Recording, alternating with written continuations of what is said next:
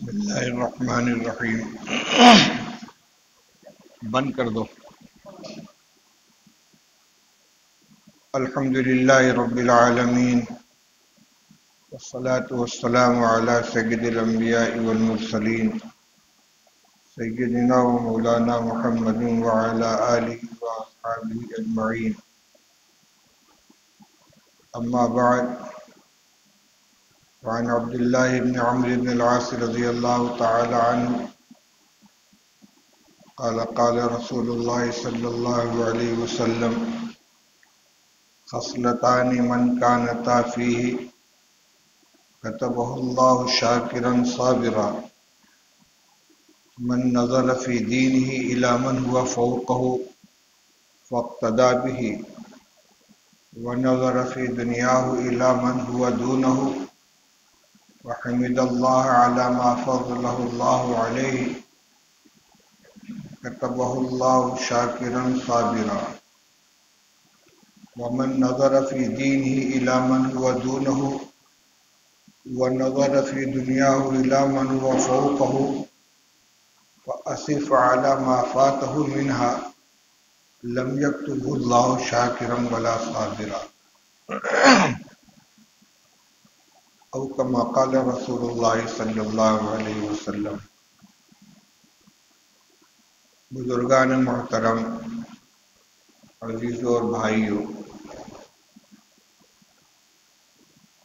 جو روایت میں نے ابھی آپ کے سامنے پڑھی ہے، اس سے پہلے بھی مختلف مواقع پر ان کا ترجمہ اور مختصر تشریح پیش کی جا چکی ہے، لیکن حدیث کے مضمون کی اہمیت کی بنا پر اور موجودہ حالات کے پیش نظر ضرورت محسوس ہوئی کہ آج کی مجلس میں پھر اس کا اعادہ کر دیا جائے. حضرت عبداللہ ابن عمرو بن عاص رضی اللہ تعالی عنہما، جو خود بھی صحابی ہیں اور صحابی زادے ہیں، حضرت عمرو بن عاص رضی اللہ تعالی عنہ بھی صحابی ہیں اور ان کے صاحبزادے عبداللہ ابن عمرو بن عاص رضی اللہ عنہ بھی صحابی ہیں، اور ان کا شمار ان صحابہ کرام میں ہوتا ہے جن سے بڑی کثیر تعداد میں روایات منقول ہیں. اور اس کی وجہ یہ ہے کہ انہوں نے رسول اللہ صلی اللہ علیہ وسلم کی حیات ہی میں احادیث کو لکھ کر محفوظ کرنے کا اہتمام کیا تھا، اور رسول اللہ صلی اللہ علیہ وسلم سے اس کی اجازت حاصل کر لی تھی. وہ فرماتے ہیں کہ رسول اللہ صلی اللہ علیہ وسلم نے یہ ارشاد فرمایا کہ دو عادتیں ایسی ہیں کہ جس شخص میں یہ دونوں پائی جاتی ہیں اللہ تعالیٰ اس کو شاکر اور صابر لکھ لیتے ہیں. یعنی اللہ تعالیٰ کے یہاں اس بندے کا شمار شکر گزار بندوں میں اور صبر کرنے والے بندوں میں ہو جاتا ہے، اس فہرست میں اس کو شامل کر لیا جاتا ہے. وہ دو صفتیں کیا ہیں کہ اپنے اندر پیدا کر لینے سے اللہ تعالیٰ کے یہاں بندے کا شمار شاکر اور صابر بندوں میں ہونے لگے.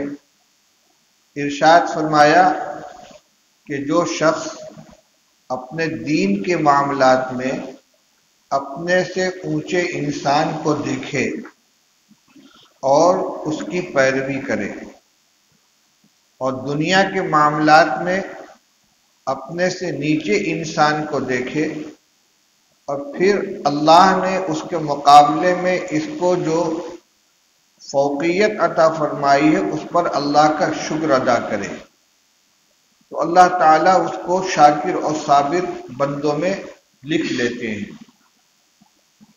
اور اس کے بالمقابل جس کا حال برعکس ہو کہ جو دین کے معاملے میں اپنے سے کم درجے کے انسان کو دیکھے اور دنیا کے معاملے میں اپنے سے اونچے انسان کو دیکھے، اس سے اپنا موازنہ اور مقابلہ کرے، اور پھر جو چیز اس کے پاس نہیں ہے اور اس سے زیادہ خوشحال انسان کے پاس موجود ہے، اس سے محروم ہونے کی بنا پر دل میں تکلیف محسوس کرے، تو اللہ تعالیٰ ایسے بندے کو نہ شاکر لکھتے ہیں نہ صابر، نہ وہ شکر گزار بندوں میں شمار ہوتا ہے نہ صبر کرنے والوں میں۔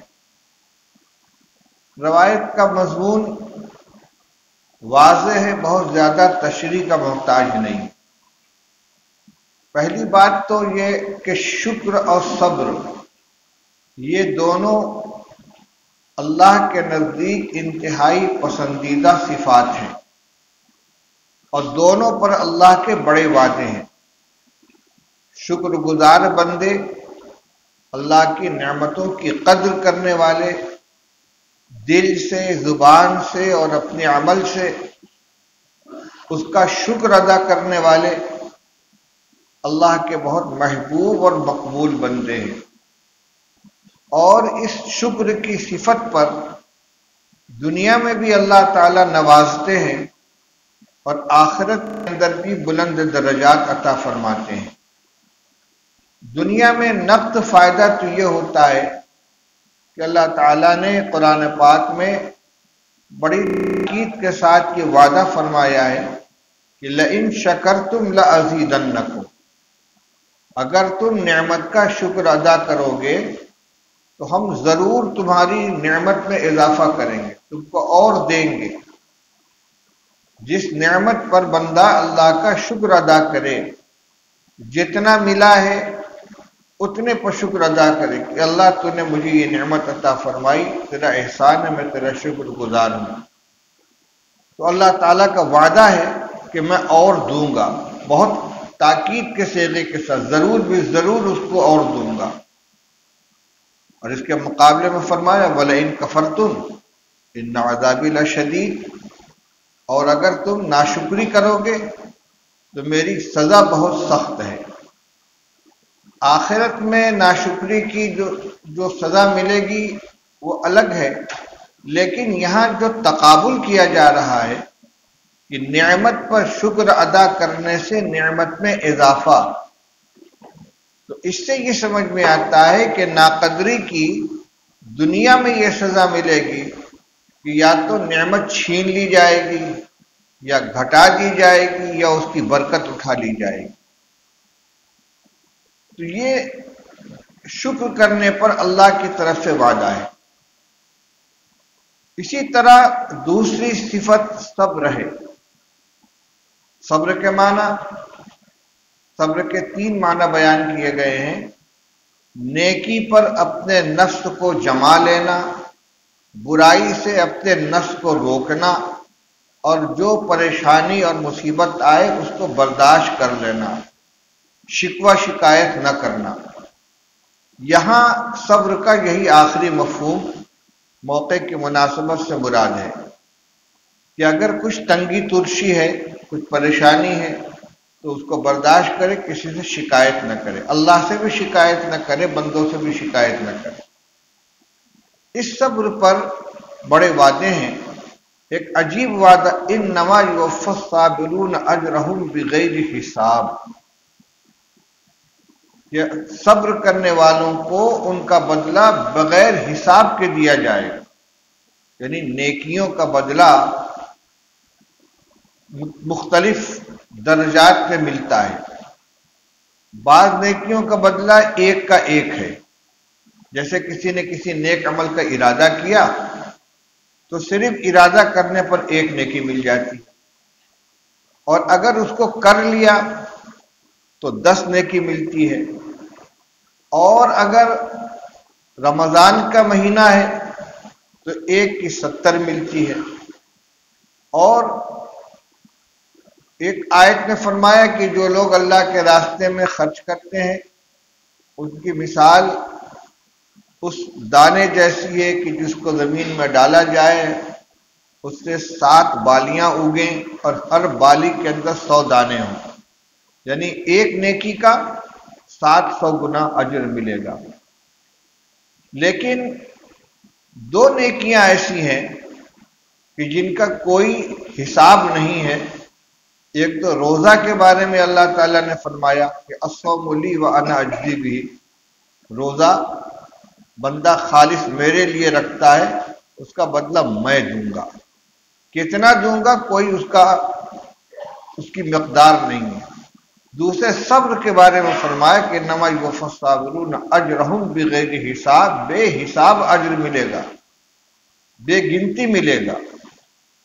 یہ اتنی فضیلت کی چیز، ان اللہ مع الصابرین، اللہ تعالیٰ صبر کرنے والوں کے ساتھ ہیں۔ فاصبر وما صبرک الا باللہ ولا تحزن علیہم ولا تک فی ضیق مما یمکرون ان اللہ مع الذین اتقوا والذین هم محسنون۔ سورہ نحل کی آخری آیت میں فرمایا کہ آپ صبر کیجئے اور آپ کا صبر بھی اللہ ہی کی توفیق سے ہوگا۔ مقصد میرے عرض کرنے کا یہ ہے کہ صبر اور شکر یہ 2 بڑی عظیم صفات ہیں جن کو حاصل کرنے کے لیے مشائخ اور صوفیہ کے یہاں بڑے مجاہدے کرائے جاتے ہیں، تاکہ انسان کے اندر صبر و شکر کی صفت پیدا ہو جائے، شکر گزار بندہ بن جائے، صبر کرنے والا بن جائے۔ اس روایت میں اللہ کے رسول صلی اللہ علیہ وسلم نے 2 نسخے عطا فرمائے ہیں۔ ان کو اگر انسان محنت کر کے، کوشش کر کے اختیار کر لے، اپنے اندر پیدا کر لے، تو اللہ جل شانہ خود اس بندے کو شاکر و صابر لکھ لیتے ہیں۔ اور وہ دونوں کیا ہیں؟ 2 چیزوں میں اپنے لیے معیار متعین کرنا۔ ایک ہے نیکی کا کام، آخرت والے اعمال جس کو دین کہتے ہیں، اس میں ہمیشہ اپنے لیے معیار اپنے سے اونچے انسان کو بنانا چاہیے۔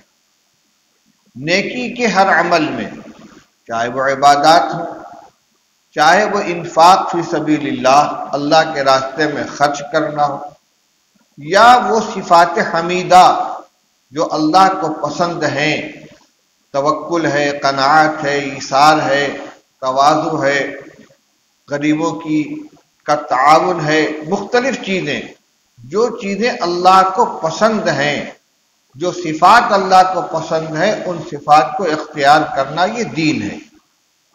تو ہر ایسے عمل میں کہ جس کو دینداری کہا جاتا ہے، اس میں انسان اپنے سے زیادہ دیندار انسان سے ہمیشہ اپنا موازنہ کرے اور کوشش کرے کہ خود کو بھی اس جیسا بنائے۔ اگر اس سے نیچے کی سطح پر ہے تو اس کی سطح تک پہنچنے کی کوشش کرے۔ یہ تو ہوا دینداری کے سلسلے میں۔ 2 کام، نظر فی دینہ الی من هو فوقہ، دین کے معاملے میں اپنے سے اونچے انسان کو دیکھے، واقتدی بہ، صرف دیکھنا نہیں، تعریف کر دینا نہیں کہ بڑا اچھا آدمی ہے، ماشاءاللہ بہت نیک آدمی، نہیں، واقتدی بہ، کوشش کر کے اس جیسا بنے۔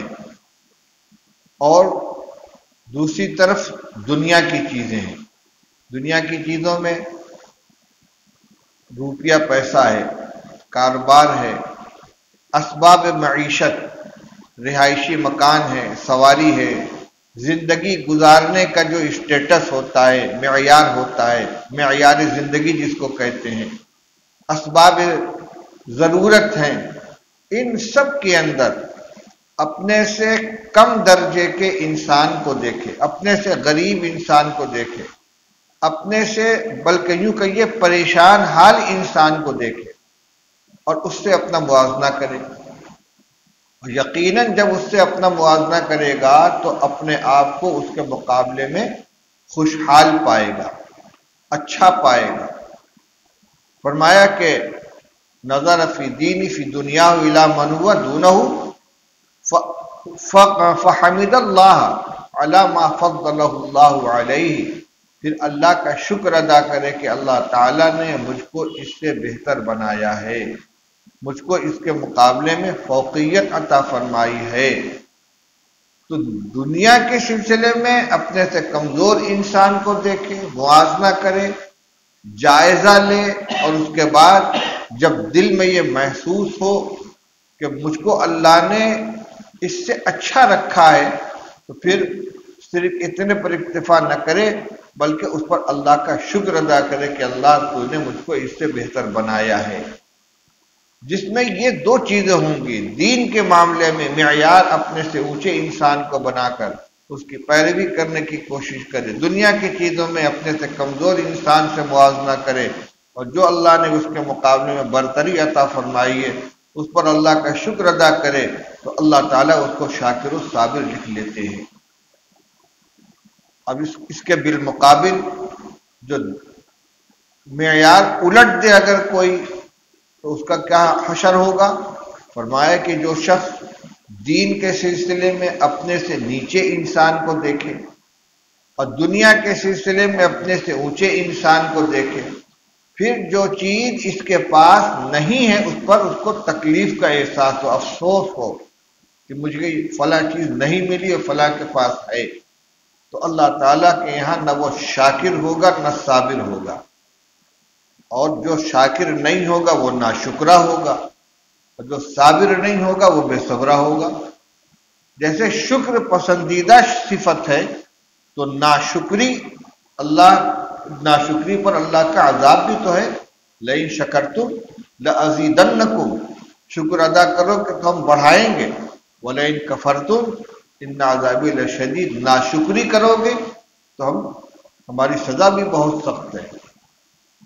تو شکر کرنے پر نوازش ہے اور ناشکری کرنے پر سزا بھی ہے، ناراضگی ہے اللہ کی۔ اسی طریقے سے صبر کرنے پر بہت کچھ وعدے ہیں، تو بے صبری کے اوپر ناراضگی بھی ہے۔ یہ جو دوسری صورت ہے، عام طور سے ہمارا حال یہی ہے۔ دنیا کے دین کے سلسلے میں تو ہم بڑے قناعت پسند ہیں، اگر اللہ نے اپنے فضل سے ہمیں کچھ نیک عمل کرنے کی توفیق عطا فرما دی، جو کچھ ہوتا ہے اللہ کی توفیق ہی سے ہوتا ہے، بندے کے اندر کوئی طاقت نہیں ہے۔ جو کچھ اللہ کی توفیق سے ہو گیا اس پر پھولے نہیں سماجتے، بس ہم متقی ہو گئے، پرہیزگار ہو گئے، نیک ہو گئے، ہم تو ماشاءاللہ نمازی بھی ہیں، روزہ بھی رکھتے ہیں، زکوٰۃ بھی ادا کرتے ہیں۔ لیکن جو آدمی دینداری میں ہم سے اونچے معیار پر ہے، متقی پرہیزگار ہے، ہر چیز کے اندر حلال و حرام کو دیکھتا ہے، اخلاق میں، معاملات میں، اور دوسروں کے ساتھ برتاؤ کرنے میں، اپنے آپ کو گناہوں سے بچانے میں نگاہ کی حفاظت کرتا ہے، زبان کی حفاظت کرتا ہے، اس کی سوچ مثبت ہے، منفی سوچ نہیں رکھتا، کسی کے ساتھ بدگمانی نہیں رکھتا، اچھے اخلاق والا ہے، یہ ساری نیکیاں اس میں موجود ہیں، میرے اندر نہیں ہے، تو ہم اس کو پیدا کرنے کی کوشش کریں۔ اسی طریقے سے جو عمل ہم کر رہے ہیں، اس عمل میں ہم سے جو آگے بڑھا ہوا ہے، اگر ہماری طاقت میں ہے تو اس کو بڑھانے کی کوشش کریں، اس میں اضافہ کریں۔ ہم اگر چوتھائی پارے تلاوت کر لیتے ہیں اور مطمئن ہے کہ ایک پاؤ پڑھ لیتے ہیں روزانہ، ایک بندہ ایک پارہ پڑھتا ہے، 2 پارہ پڑھتا ہے، ہم نہیں کر سکتے، کوشش کریں۔ نفلی روزہ ایک بندہ رکھتا ہے، اگر اللہ نے ہمیں طاقت دی ہم بھی رکھنے کی کوشش کریں، اس سے آگے بڑھنے کی کوشش کریں۔ کچھ ہمیں خرچ کرنے کی استطاعت اللہ نے دی ہے، ہماری جیسی حیثیت رکھنے والا دوسرا انسان ہے، ہم سے زیادہ خرچ کرتا ہے، نیک کاموں میں بھی خرچ کرتا ہے، غریبوں کی امداد بھی کرتا ہے، صدقات خیرات بھی کرتا ہے، تو ہم بھی کوشش کریں۔ اسی طریقے یہ کب ہوگا؟ جب مثبت سوچ ہوگی، پازیٹو سوچ ہوگی، اچھے انداز پر سوچنے کا انسان عادی ہوگا، اور جو منفی سوچ والا ہوگا اس کے اندر یہ بات نہیں پائی جائے گی۔ اس معیار کو اپنانے کی کوشش کریں، اور اس سے زیادہ جو چیز تکلیف دہ ہے وہ یہ ہے کہ جب کاروبار کا مندہ ہوتا ہے یا کوئی عمومی پریشانی آ جاتی ہے، جیسے آج کل لاک ڈاؤن کی وجہ سے بہت سے لوگوں کے کاروبار بند ہو گئے ہیں، دکانیں بند ہو گئی ہیں، جس کو دیکھو اس کی زبان پر شکوہ ہی ہے، کام نہیں چل رہا ہے، مارکیٹ ٹھپ ہو گئی ہے، پیسہ نہیں آ رہا ہے۔ مناسب یہ ہے کہ ان حالات کے اندر اپنے سے زیادہ پریشان حال لوگوں کو دیکھیں۔ اللہ نے ہم کو جس معیار پہ رکھا ہے کہ ہمارے پڑوسیوں میں، ہمارے رشتہ داروں میں، ہمارے جاننے والوں میں کوئی ہم سے بھی زیادہ پریشان ہے، اگر ہے تو اللہ کا شکر ادا کرے کہ اللہ نے ان حالات میں بھی ہم کو دونوں وقت کھانے کو روٹی عطا فرمائی، تن چھپانے کے لیے لباس عطا فرمایا ہے، سر چھپانے کے لیے مکان عطا فرمایا ہے۔ یہ بھی اللہ کی نعمت ہے۔ رسول اللہ صلی اللہ علیہ وسلم نے ارشاد فرمایا، من اصبح آمنا فی سربہ معافا فی جسدہ وعندہ قوت یومہ فکأنما حیزت لہ الدنیا بحذافیرہا، او کما قال رسول اللہ صلی اللہ علیہ وسلم۔ فرمایا کہ جو آدمی اس حال میں صبح کرے کہ آمنن فی سربہ، اپنے گھر کے اندر اطمینان کے ساتھ ہے، کوئی خوف دہشت پریشانی نہیں، وارنٹ نہیں نکلا ہوا ہے، گرفتاری نہیں ہونے والی ہے، آمنن فی سربہ، اپنے ٹھکانے پر امن کے ساتھ ہے، معافن فی جسدہ، جسمانی اعتبار سے عافیت میں، کوئی قابل ذکر بیماری نہیں ہے، پریشانی نہیں ہے، وعندہ قوت یومہ، اور آج کے کھانے کا انتظام اس کے پاس موجود ہے۔ یہ نہیں کہ اتنا ذخیرہ ہے، اتنا بینک بیلنس ہے، اتنا غلے کا اسٹاک ہے، آج کے کھانے کا انتظام موجود ہے، کل بھی اللہ دے گا۔ آج کا کھانا گھر میں موجود ہے، تین چیزیں ہوئی، گھر میں اطمینان سے ہے، جسمانی اعتبار سے عافیت میں ہے، آج کے کھانے کا انتظام ہے۔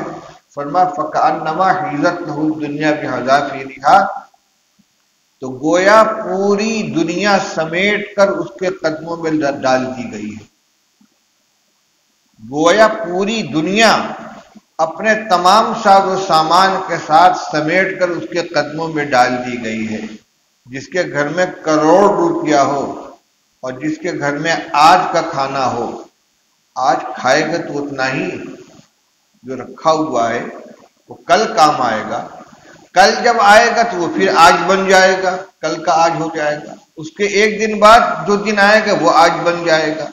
تو روز کی روٹی اگر اس کو مل رہی ہے تو وہ اس زمرے کے اندر آ گیا۔ جو مزدور روز کام کرتے ہیں، صبح کو نکلے مزدوری کی اور شام کو مزدوری لے کر آئے، گھر میں بچوں کا کھانا کھلایا، خود کھایا، آرام سے سو گئے۔ جو ٹھیلا لگانے والا دن بھر ٹھیلا چلاتا ہے، شام کو تھوڑی سی بچت ہوئی، گھر جا کے بچوں کو کھلایا، وہ بھی تو کما رہا ہے، خرچ کر رہا ہے۔